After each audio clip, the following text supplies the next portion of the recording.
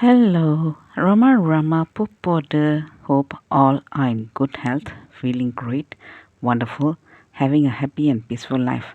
Now let's continue with the next devotee and NBalaramaReddiar.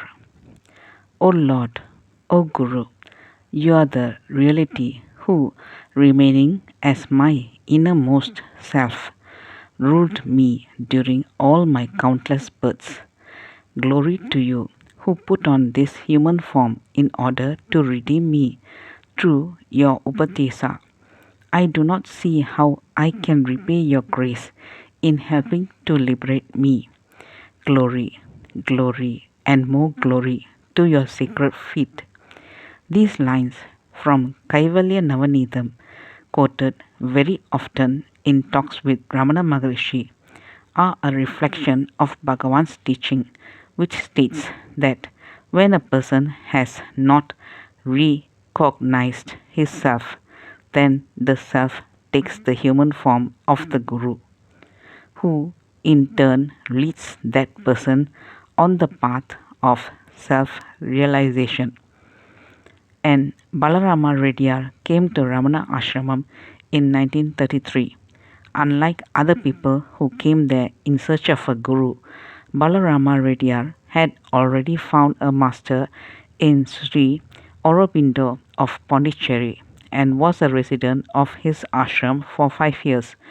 The residents of the ashram in Pondicherry abide by strict rules and regulations.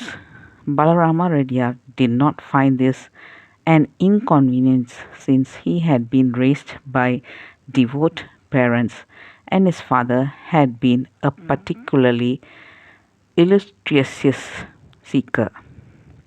He had seen his father touring all over India and observing silence for a whole year. Since he wanted to do spiritual practice like his father, he volunteered to do gardening for 2 hours in the afternoon so that he could have time to himself. All the while, he was also reading extensively. He read about Ramana Maharishi for the first time in B.V. Narasimha Swami's book Self Realization.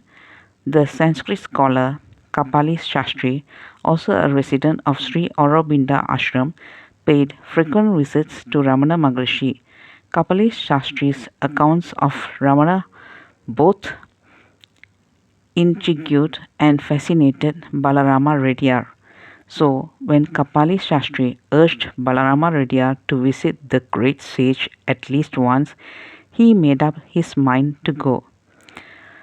NBalaramaReddiar arrived in Ramana Ashramam on an early morning in March 1933. Delicious idlis were being served for breakfast, and he was invited to join. By the grace of a higher power, he was seated not only next to the Maharishi, but also to the right of him. Once food had been served, it was the Maharishi's custom to give a nod to the person seated to his right. This was a signal for everyone to start eating. The Maharishi's simple gesture of nodding made NBalaramaReddiar feel elated. He found it to be a beautiful and pure experience because it enabled him to have a glimpse of the spiritual radiance within him. He was also overwhelmed by the sense of freedom in the ashram. Ramana Maharishi rarely asked anyone who came to the ashram questions such as who are you, where do you come from, or how long will you be staying. Since NBalaramaReddiar had come only for one day, he went to Bhagavan in the evening to take leave of him. The feeling of awe and wonder had still not left him. Bhagavan asked him, where do you come from? NBalaramaReddiar was reminded of Adi Shankara's famous question, Kutta Ayata, meaning, where do you come from? NBalaramaReddiar was thrilled by the question. It pulled him inwards to the source of thought, and he got a taste of spiritual bliss. This is an example of the Shakti, the higher power, bringing the seeker and guru together. On his return to Pondicherry, he once again started reading the book Self Realization, this time paying greater attention. He read that it was possible to change one's guru. To Balaramareddiar, this seemed a little contradictory. He decided to go to Ramana Ashramam once again. On his second visit to Balaramareddiar was captivated by the spiritual presence and peace that permeated the ashram. Yogi Ramaya, another significant devotee of Bhagavan, received him, took him to Bhagavan and introduced him. Bhagavan, I know his father. This is Balarama Reddiar.